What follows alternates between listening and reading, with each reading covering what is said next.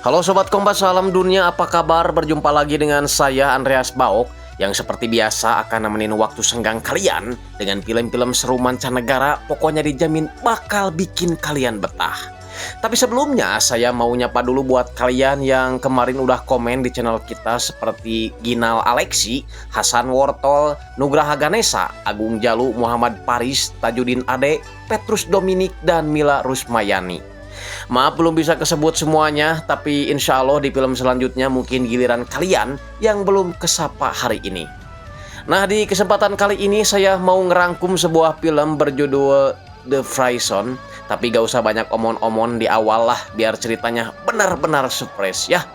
Hanya saja tak henti-hentinya saya sarankan agar kalian makan permen terlebih dahulu biar seancur-ancurnya muka kalian, sepahit-pahitnya hidup kalian, tapi setidaknya mulut kalian tetap manis. Ini dia, The Fryson. Slaketep.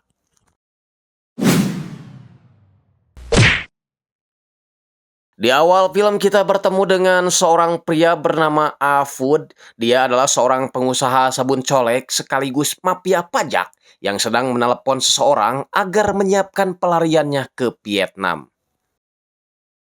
Namun tiba-tiba saja 3 orang pria tak dikenal masuk ke kamar hotelnya yang akan membuat pria paruh baya seolah-olah mati karena overdose.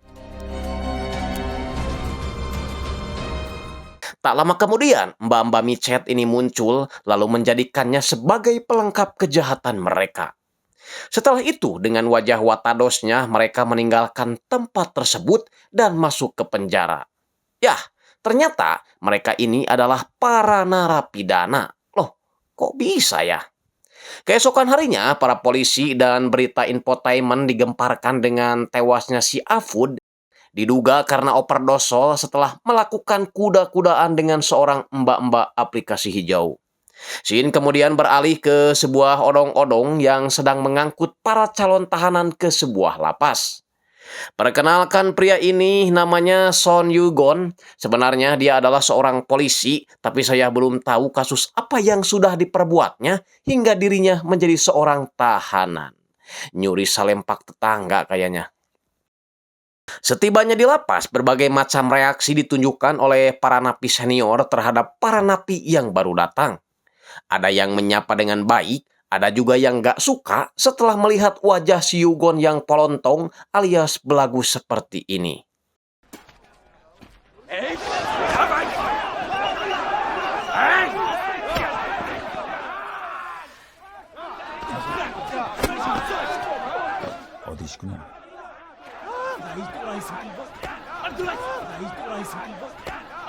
Nah, sebagai penghuni baru, Yugon kembali diospek oleh teman-teman sekamarnya, dijadikan mainan sebelum mereka tidur. Secara kebetulan, ketua kamar tersebut adalah Chang Il, orang yang dulu Yugon jebloskan ke penjara ini. Mungkin karena masih dendam dan kurang puas, Chang Il kemudian mengencingi wajah si Yugon yang kebetulan berada di dekat pintu WC. Anjing, gak sopan pisan, euy. Namun si Yugon malah tertawa memancing si Chang Il agar mendekat dan membuka lakban mulutnya. Lalu setelah itu,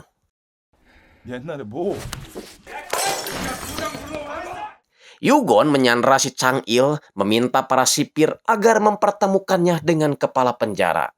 Dan orang inilah kepala penjaranya, namanya Kang Amin, kita panggil aja Kepala Kang. Yugon meminta Kepala Kang agar memindahkannya ke sel lain, atau enggak dia akan terus cari keributan selama dia berada di sini. Kepala Kang tahu bahwa mantan letnan polisi ini dikenal gigih dan sangar ketika menangkap penjahat. Namun apa boleh buat, statusnya sekarang hanyalah seorang napi. Menyuruh asistennya si John agar memberi pelajaran pada Yugon.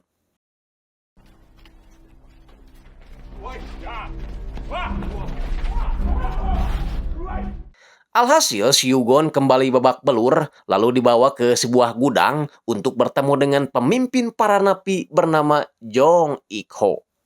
Sebelum ditangkap, Ik-ho ini adalah seorang bos mafia di kota Seoul, jadi tak ada seorang pun yang berani mengganggunya hingga di dalam lapas sekalipun. Iko juga memberi peringatan agar Yugon tidak songong, tidak berbuat macam-macam, tidak gumasep, dan yang terpenting taat aturan. Karena semua peraturan di lapas Hongdong ini dia yang tentukan. Tapi karena berani mencibir, Iko akhirnya menyuruh anak buahnya untuk memberi Yugon pelajaran dengan cara memotong satu tangannya menggunakan mesin selepan. Akhirnya, karena takut kehilangan tangannya, Yugon terpaksa setuju, setidaknya masih bisa membedakan mana tangan untuk makan dan mana tangan untuk cebok. 약속한 거다. 오줌 쌌다 너. Setelah itu, Yugon dibawa ke ruang isolasi, dikurung selama 20 hari akibat telah melakukan pemukulan dan juga merusak fasilitas lapas. Namun justru dari penjaga ruangan inilah Yugon dapat semua info mengenai Iko. Iko adalah napi spesial, punya kolam air panas pribadi, dan semua petugas sipir tunduk kepadanya. Jaringannya sangat luas dan banyak disewa oleh orang-orang yang membutuhkan jasanya. Jadi, meskipun berada di dalam lapas, dia mampu membunuh orang di alam bebas seperti yang pernah dilakukannya terhadap si Apud di awal film. Bagaimana tidak lancar kalau setiap minggunya para petugas lapas ini mendapatkan sesajen yang besarannya cukup untuk membeli angkot keluaran terbaru. Bahkan si Iko ini mampu memindahkan narapidana ke penjara lain sesuai dengan keinginannya sendiri. Amazing. 내가 좀 사정이 있다네. 전학 좀 보내줘. 걱정하지 마요. 그런 건 내가 알아서. 고마워 공과장. Dari petugas John, dia dapat informasi tentang sosok Song Yugon, seorang letnan polisi dengan segudang prestasi. Julukannya adalah utusan dari neraka karena siapapun penjahat yang dia targetkan, insya Allah pasti akan tertangkap. Masalahnya, dia terpaksa dipenjara karena tersandung kasus tabrak lari dan juga penyuapan. Namun si Iko sama sekali tak gentar, yakin akan membuat Yugon takluk kepadanya. Singkatnya, 20 hari pun berlalu, Yugon kembali dapat berkumpul dengan napi lainnya dan tidak menyangka bahwa dia akan bertemu dengan mantan informannya dulu, yaitu Geisik. Di saat bersamaan, Chang Il yang masih dendam karena kupingnya digegel terus mengolok-olok Yugon dengan mengajaknya berkelahi. Jelas dong Yugon tak terima balik menghajar si Chang Il beserta anak buahnya. Namun perkelahian tiba-tiba berhenti ketika Prince of Lapas datang menghampiri mereka. Iko mengejek Chang Il yang sekarang lebih mirip anjing tai daripada seorang preman karena beraninya main keroyokan. Chang Il sebenarnya ingin ngambek, tapi kan yang ngomong Paduka Lapas. Yah, sabar aja. Iko ingin mereka bertarung secara adil dan pemenangnya akan menjadi salah satu senior lapas. Yugon setuju dan jika dia menang, maka Chang Il harus mentraktir dia dan satu bloknya makan ayam goreng dan dia ingin dipindahkan. Chang Il sih terpaksa setuju karena jika dia menolak, maka dia beserta anak buahnya akan dipermalukan. Dan yang akan menjadi hakim garis dalam pertandingan ini adalah Sipir John.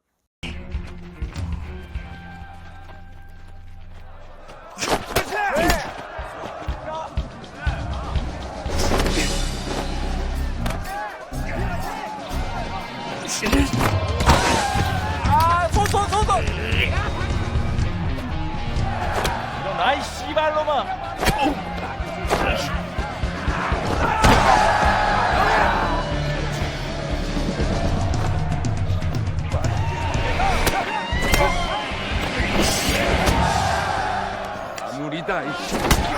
Yugon berhasil menang dan langsung disambut oleh para napi yang sudah lama gak makan ayam goreng. 저녁이라는데.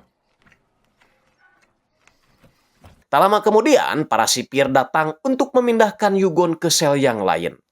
Masalahnya, Yugon dipindahkan ke sel yang seluruhnya merupakan anak buah si Iko. Tentu saja agar Iko dapat mengawasi semua gerak-gerik si Yugon. Sementara itu, Iko mendapat telepon dari rekannya bernama Dr. Kim mengenai pekerjaan yang harus Iko dan anak buahnya kerjakan. Dan inilah sosok Dr. Kim, seorang calo kejahatan yang selalu memberi pekerjaan besar buat Iko. Dia memberikan rekening pada kepala Kang agar diberikan pada Iko dan sisanya boleh diambil oleh kepala Kang. Dia juga memberikan amplop besar yang di dalamnya terdapat detail pekerjaan yang harus dilakukan oleh kelompok Iko. 그러니까 뭐냐고. 그 말투가 되게 거슬립니다. 궁금하면 직접 물어보든가. Kembali ke si Yugon setelah seharian bekerja di dapur bersama anak buah si Iko, dia jadi tahu bahwa orang-orang ini bukanlah orang sembarangan. Ada dokter, ada mantan militer, ahli pisau, dan juga ahli masak kangkung. Karena Iko selalu mendapat pelayanan berbeda dibanding napi lain. Makanya dia selalu terlihat seperti di rumah sendiri di dalam lapas ini. Tak lama setelah makan, salah satu anak buahnya bernama Hong Pyo membisikkan bahwa berkasnya sudah berada di tangan kepala Kang. Iko segera pergi ke kantor si Kang sebelum Kang tiba. Kang pun memberikan berkas detail pekerjaan itu dengan wajah kesal karena selain Iko sudah semakin keterlaluan, kabarnya Kang juga sedang diawasi oleh atasannya yang baru dan dia ingin untuk sementara waktu Iko tidak menerima pekerjaan itu karena itu bisa membahayakannya. Tapi Iko tak peduli, segera mendiskusikan pekerjaan itu dengan anak buahnya di mana kali ini dia akan merampok sebuah barang sitaan kepolisian yang disembunyikan oleh salah satu geng. Seorang napi bernama Gitae sengaja didatangkan Iko dari penjara lain untuk membantu timnya dalam merakit sebuah bom. Yugon curiga kenapa malam-malam gini rekan-rekannya dibawa keluar oleh petugas sipir. Dan tentu saja mereka akan segera beraksi.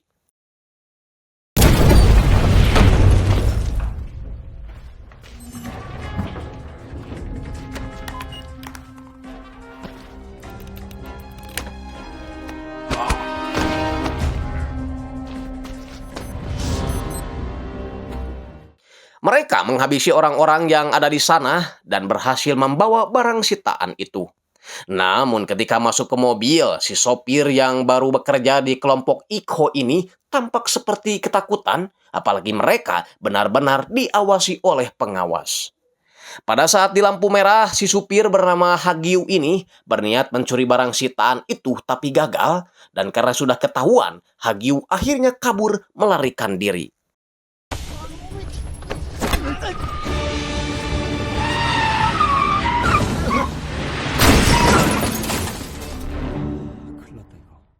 Kabar itu pun sampai kepada Iko dan tentu saja membuat kepala Kang marah karena kalau para napi itu sampai tertangkap polisi, maka jabatannya akan diturunkan jadi hansip desa. Ditambah lagi, mereka dapat telepon bahwa pimpinan lapas pusat yang baru akan datang mengontrol lapas mereka. Inilah pimpinan lapas pusat yang baru, mantan jaksa yang terkenal tegas dan lugas, namanya Baek. Di saat semua orang memberi hormat kepadanya, Iko justru tidak sama sekali karena orang inilah yang dulu membuat dirinya masuk penjara. Bahkan Iko menolak ganti baju karena nama di bajunya tak sesuai dengan namanya. Baik ingin memberinya pelajaran, tapi si Yugon datang membela sambil meneriakkan tentang hak asasi manusia dan hak para tahanan.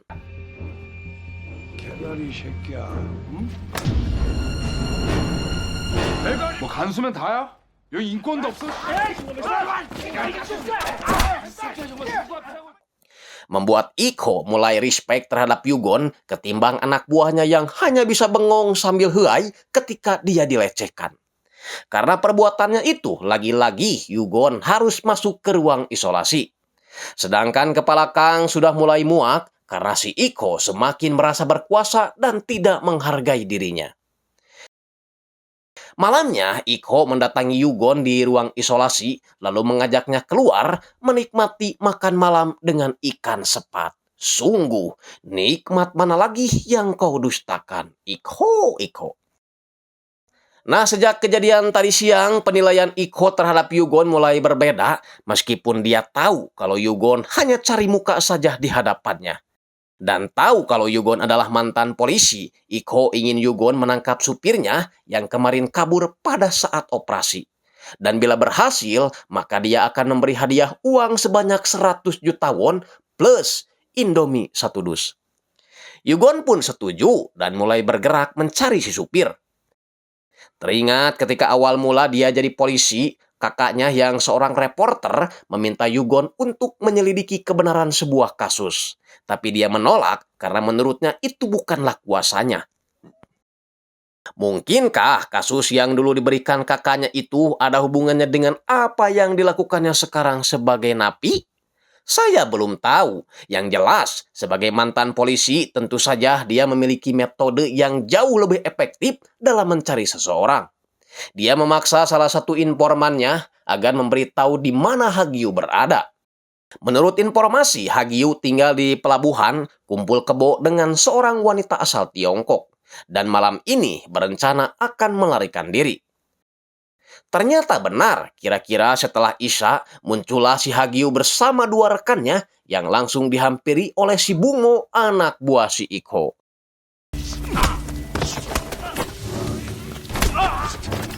Yugon terpaksa turun tangan setelah si Bungo terlihat kewalahan.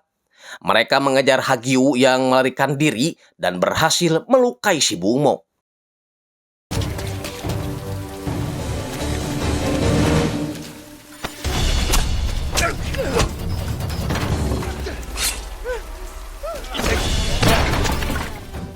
Sampai pada akhirnya, Yugon berhasil menuntaskan pekerjaannya menangkap si supir di hadapan Ikho. Di dalam lapas, Hagyu langsung berlutut dan meminta maaf, namun Ikho yang dikenal kejam dan tak takut pada hansip sekalipun tak mau bergeming, menyuruh si mantan supir itu agar melakukan bunuh diri.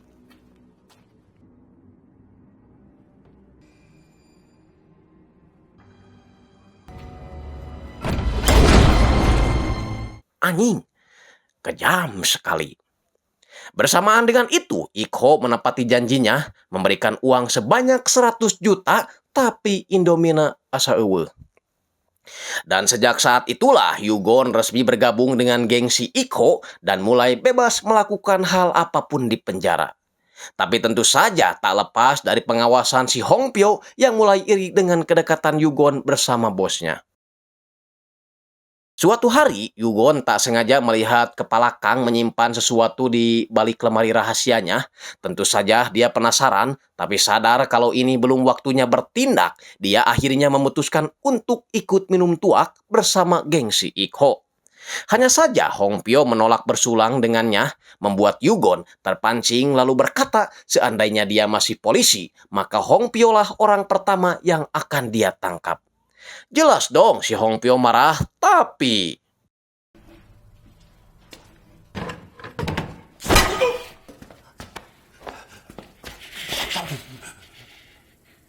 너도 이 새끼야. 말 조심해. hal itu dimanfaatkan Chang-il untuk memanas-manasi Hongpyo agar tidak lagi menjilat seorang mafia. Mendingan mereka kerjasama dan menguasai lapas bersama-sama. 다 생각해서 해주는 소리야. 먹어보고 일단 금방 개털되는 거고. 누가 자기 보고 뭘 하래? 그냥 뒷짐지고 모른 척만 하라니까. 나머진 다 내가 알아서 하지. Sementara itu, Yugon diam-diam pergi memeriksa kantor kepala Kang dan menemukan banyak kaset rekaman yang salah satunya berhubungan dengan kematian kakaknya. Di mana terdengar suara Dr. Kim yang menyuruh kepala Kang membereskan Song Yeonchul sebelum reporter itu membuat berita tentang kebusukan penjara Hongdong. Sialnya kepala Kang malah datang, tapi Yugon mengaku disuruh petugas Huang membereskan ruangannya. Kepala Kang pun akhirnya percaya setelah sipir Huang membenarkan hal tersebut. Singkatnya, hari itu ada pembagian sumbangan dari seseorang yang mengaku sebagai pengusaha koaci. Dr. Kim juga ada di sana, membawa si pengusaha itu masuk ke dalam. Sembari para napi membawa barang-barang itu ke dalam, Ikho menyuruh Yugon memberi salam pada Dr. Kim lalu menyuruhnya keluar. Tapi Yugon penasaran, segera mengintip dari luar dan melihat ada transaksi narkomar yang dilakukan oleh Ikho, Dr. Kim, dan juga si pengusaha koaci. Di waktu bersamaan, dia juga melihat Chang-il membawa pasukannya masuk ke dalam karena dia ingin melakukan kudeta terhadap Ikho. Chang Il tentu saja senang karena dia dapat memergoki transaksi haram jadah itu. Iko yang tak terima segera mengambil sup panas lalu menyiramkannya pada anak buah si Chang Il. Bahkan mencungkil satu matanya yang membuat Chang Il dan yang lainnya ketakutan lalu meminta maaf. Namun pada saat ada kesempatan,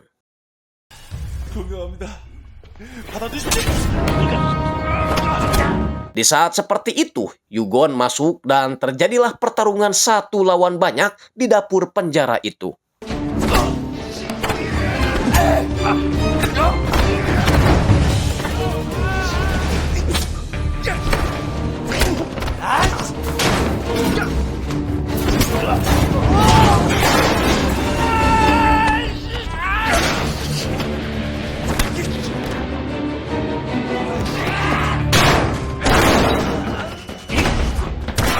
Dan tak lama setelah itu, Kepala Kang datang menyuruh anak buahnya agar mengamankan semua yang terlibat. Chang Il yang terlepas dari pengawalan segera mengambil tongkat lalu memukul Yugon hingga pingsan. Dalam pingsannya, dia teringat dengan kakaknya yang dicurigai tewas oleh organisasi yang ada di penjara Hongdong. Tapi kepolisian tidak mau menyelidikinya karena mereka kekurangan bukti. Untuk itu, Yugon meminta dua atasannya agar mengizinkannya masuk ke dalam penjara dan berjanji akan membawa banyak barang bukti. 반드시 이수수께끼 풀어야 합니다. 이거 다 어떻게 입증할 건데? 방법을 얘기해. 네 마음 안다. 솔직히 난 자신 없다. 접자. 선배, 내가 직접 들어가야겠습니다. 나 들여보내줘요. Kembali ke lapas, ternyata alasan Chang Il berani melakukan hal seperti kemarin karena hari ini dia akan dibebaskan. Naasnya, kebebasan itu hanya berlangsung sebentar saja karena setelah itu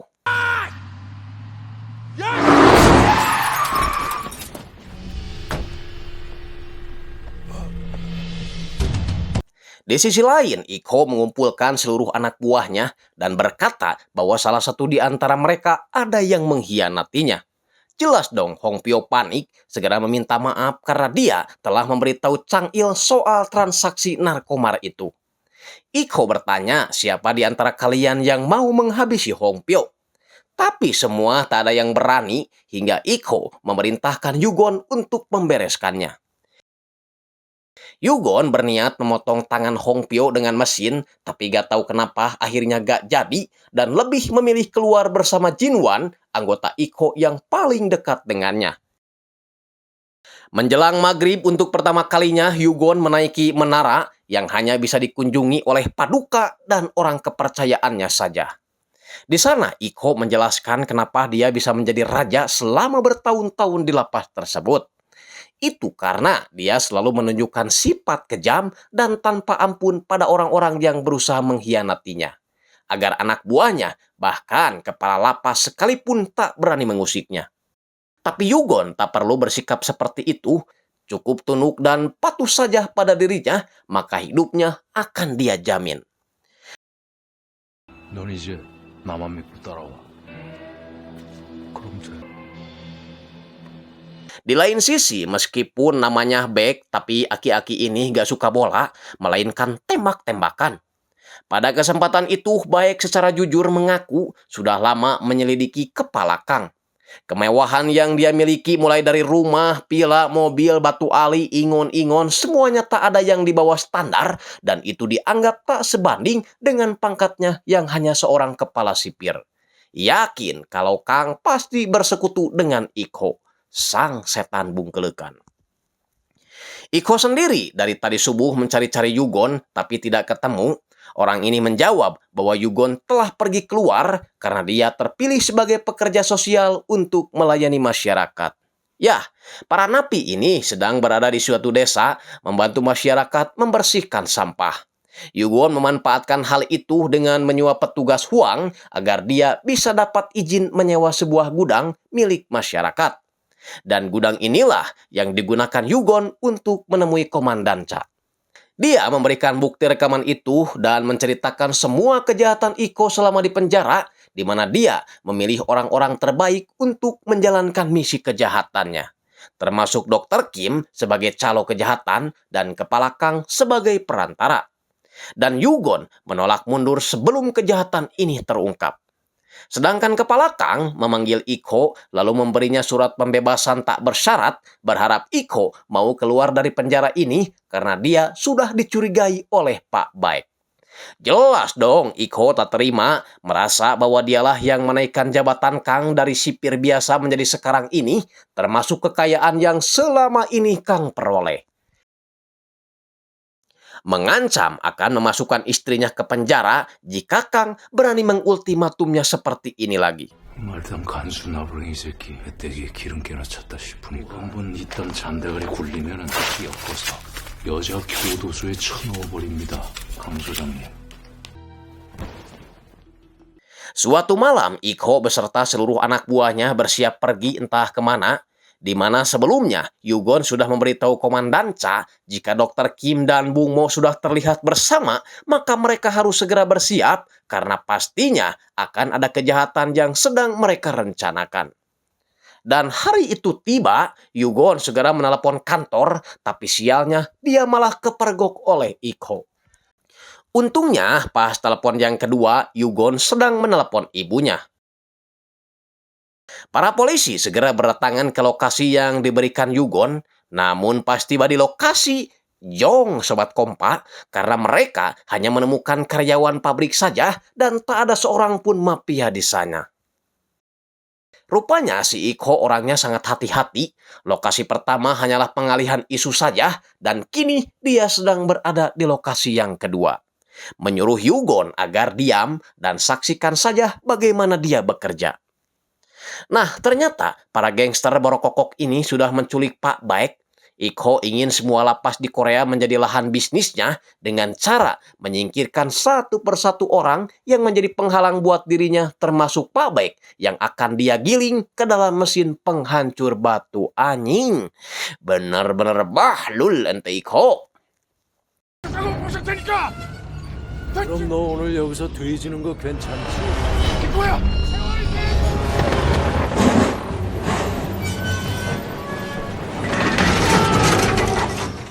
Yugon hanya bisa menarik napas dalam-dalam melihat pembunuhan sadis yang ada di depan matanya.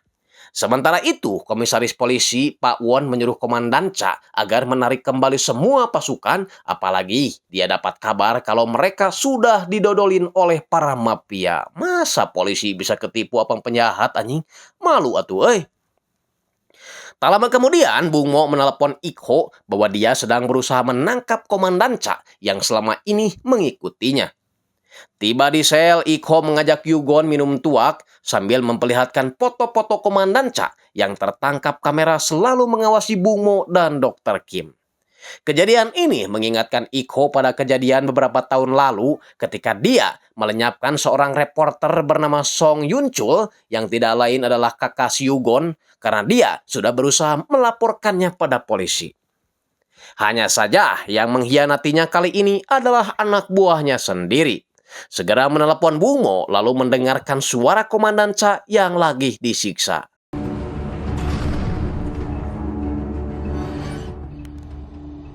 옛날에도 이런 일. Alhasil karena sudah tak tahan lagi, Yugon akhirnya ngamuk, tapi dia langsung diserang dari belakang. Sedangkan Kepala Kang yang baru sadar kalau salah satu videonya telah hilang, ngamuk-ngamuk, yakin kalau ini pasti perbuatan Iko dan anak buahnya. Segera mengambil pistol untuk membuat perhitungan. Kembali ke si Iko yang mengaku sebenarnya dari awal, dia sudah tahu kalau Yugon pasti mempunyai niat lain pada dirinya. Tapi dia tak terlalu mempedulikannya karena Yugon juga beberapa kali menyelamatkan dirinya. Namun kali ini sepertinya Iko sudah tidak bisa menahannya lagi. Tiba-tiba saja Kepala Kang datang, menodongkan pistol, menganggap bahwa Iko sudah keterlaluan dan dia ingin mengakhiri semuanya. Tapi sebelum mengeksekusi, Iko terlebih dahulu mengangkat petugas John sebagai kepala sipir menggantikan Kang. Iko kemudian menyuruh anak buahnya menggantung si Yugon agar seolah-olah dia merasa bersalah karena sudah membunuh kepala sipir. Untungnya skenario itu gagal dilakukan setelah Jinwan, sahabat Yugon, memadamkan lampu sehingga Yugon bisa terlepas.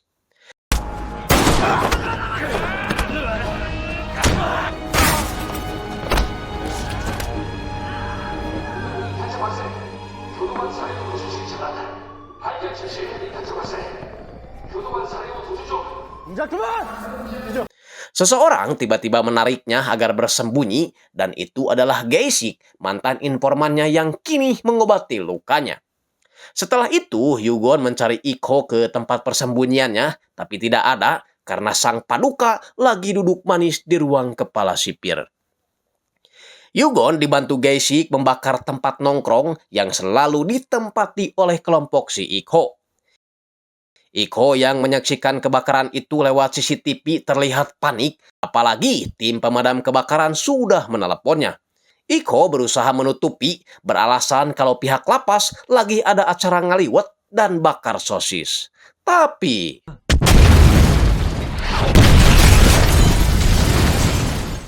membuat polisi dan tim pemadam segera menuju ke sana.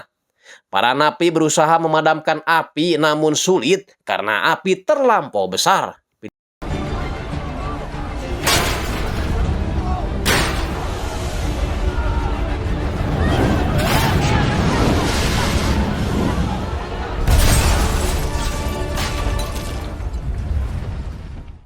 Tiba-tiba Yugon menembakkan senjata api dari atas menara, memberi kode agar Iko naik ke atas dan menyelesaikan semuanya.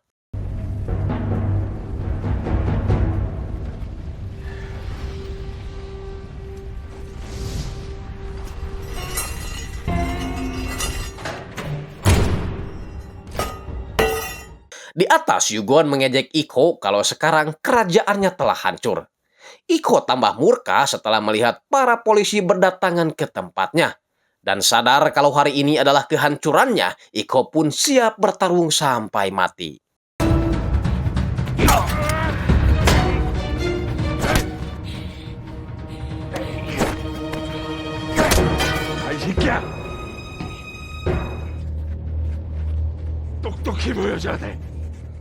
Pawon menyuruh anggotanya agar segera membereskan kekacauan ini dan menangkap semua yang terlibat. Iko disuruh menyerahkan diri oleh petugas, tapi dia menolak dan balik memarahi petugas. Kumasia we liur.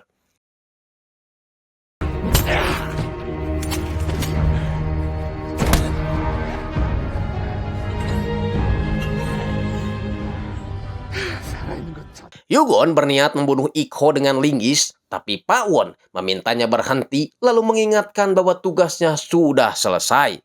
Kesempatan itu dimanfaatkan Iko untuk membalas, dan sekarang giliran Iko yang punya kesempatan untuk membunuh. Tapi sinar inframerah keburu menyala sebagai peringatan bahwa Iko harus segera menyerah. Namun karena masih ngeyel, akhirnya petugas terpaksa menembaknya.